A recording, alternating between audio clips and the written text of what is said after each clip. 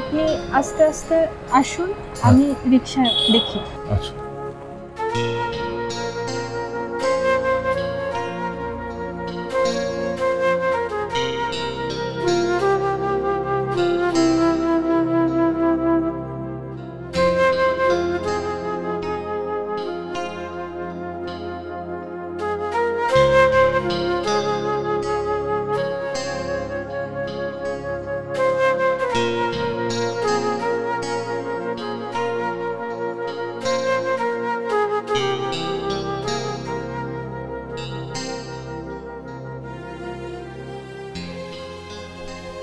রাজ্য, কি বাবা তোমার বারান্দায় তাকাচ্ছে।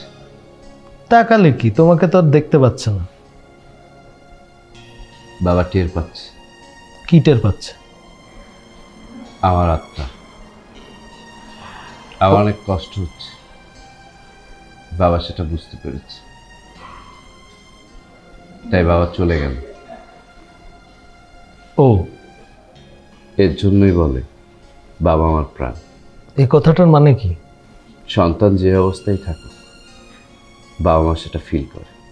ও, শোন, যখন মরি আমি, মানে আমার আত্মা, পৃথিবী ছেড়ে যেতে চাইনি। তাই নাকি? তুই পাশে ছিলি, তাই আমার আত্মা তোকে আঁকড়ে ধরেছে। ভূতে ধরা মানুষ দেখেছিস? না। দেখলে বুঝতি আমি ঠিক সেই ভূতের মতো তোর ঘাড়ের উপরে উঠে বসেছি। ও, আগে আমি যেতে চাইনি, কিন্তু এখন আমি যেতে চাই। কিন্তু আমার বাবা আমাকে কিছুতেই যেতে দিচ্ছে না। সে তার সন্তানের দাবি নিয়ে বসে আছে। কিন্তু আজকে বাবাকে দেখে মনে হলো কি জানিস, বাবা মনে হয় বুঝতে পেরেছে আমার আত্মা অনেক কষ্ট পাচ্ছে। কিন্তু ওই দিক দিয়ে তো আরেকজন দাবি ধরে বসে আছে, তাই আমি যেতে পারছি না। কে? ওর নাম মৃত্তিকা, চারুকলায় পড়ে। তোমার প্রেমিকা? হ্যাঁ। ওকে গিয়ে বলতে হবে তোমার দাবি ছেড়ে দিতে? হ্যাঁ, তুই গিয়ে বল আমি সত্যি সত্যি মারা গেছি, ও যেন এটা বিশ্বাস করে। ওর ঠিকানা দাও। আমিও তোর সাথে যাব।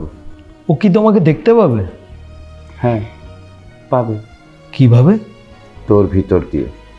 বুঝতে পারলাম না। তোকে স্পর্শ করলেই আমাকে ছুঁতে পারবে। আমাকে ক্ষমা করো।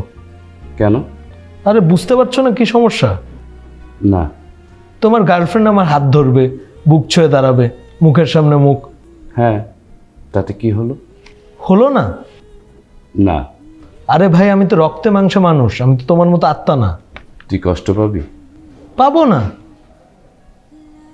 আমি বড় জোর তার বাবাকে গিয়ে বলতে পারি তার মেয়ে যেন তোমাকে গুড বাই বলে। হ্যাঁ বলবি, আমার উপর যেন দাবি না রাখে।